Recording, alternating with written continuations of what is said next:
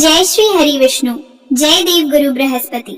गुरुवार व्रत की शक्ति से सुख समृद्धि घर आए। आज हम जानेंगे बृहस्पति व्रत की पूजा विधि। तो चलिए शुरू करते हैं। 1. गुरुवार का व्रत आमतौर पर किसी भी माह के शुक्ल पक्ष के पहले गुरुवार से शुरू करने की सलाह दी जाती है। कई लोग 7, 11 या 16 गुरुवार तक व्रत रखते हैं। व्रत का उद्देश्य साफ रखें। भगवान विष्णु या देव गुरु बृहस्पति की कृपा, सुख समृद्धि, शिक्षा, विवाह, संतान या जीवन की स्थिरता के लिए संकल्प लिया जाता है। 2. सुबह उठकर क्या करें? व्रत वाले दिन सुबह जल्दी उठकर नित्य कर्म के बाद स्नान करें।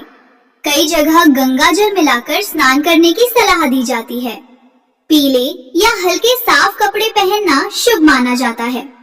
कुछ परंपराओं में कहा जाता है कि इस दिन सिर ना धोएं, पर ये नियम हेल्थ और सुविधा के अनुसार ही माने।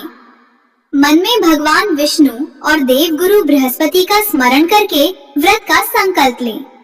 आज दिन भर संयम, सादगी और भक्ति के साथ व्रत रखूंगा या रखूंगी। 3. पूजा सामग्री की सूची। घर या केले के पेड़ के लिए सामान्य रूप से गुरुवार व्रत में पीली चीजें और विष्णु और बृहस्पति से जुड़ी सामग्री ली जाती है। भगवान विष्णु या लक्ष्मी नारायण की फोटो या मूर्ति, संभव हो तो केले के पेड़ की पूजा के लिए स्थान या घर में केले की आकृति या फोटो। पीला वस्त्र भगवान के लिए और पूजन चौकी के लिए। हल्दी, कुमकुम, अक्षत, चावल। रोली पीले फूल, विशेषकर गेंदे के। चने की दाल, गुड़, किशमिश या मुनक्का केले के पेड़ की जड़ में चढ़ाने के लिए। केला फल भोग के लिए, पर खुद सेवन से कई परंपराएं मना करती हैं। पीली मिठाई जैसे बेसन के लड्डू आदि। घी या तेल का दीपक, अगरबत्ती, कपूर। पंचामृत या कम से कम शुद्ध जल, गंगा जल। जनेऊ, कलावा या मूली यदि परंपरा हो। विष्णु या बृहस्पति यंत्र। व्रत कथा की पुस्तक यदि उपलब्ध हो। 4. मुख्य पूजा विधि। सुबह सबसे पहले घर में विष्णु पूजा घर के मंदिर या साफ जगह पर चौकी बिछाकर उस पर पीला वस्त्र रखें और उस पर विष्णु या लक्ष्मी नारायण की तस्वीर या मूर्ति स्थापित करें। दीपक और अगरबत्ती जलाकर गंगा जल या साधारण जल से हल्का आचमन कराएं। अपने ऊपर थोड़ा सा छिड़कें।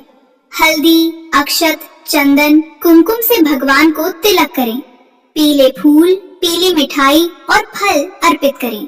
यदि कोई छोटा नया पीला वस्त्र हो तो भगवान को पहनाएं या चरणों में अर्पित करें। ये भी बहुत शुभ माना जाता है।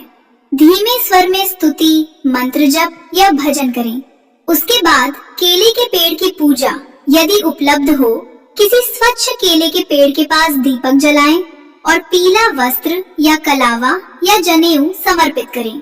एक लोटे में जल लेकर उसमें चने की दाल, थोड़ा गुड़ और हल्दी मिलाकर पेड़ की जड़ में अर्पित करें। केले के पेड़ पर हल्दी से स्वास्तिक बनाना, पीले फूल चढ़ाना और दीपक या अगरबत्ती दिखाना भी परंपराओं में बताया गया है।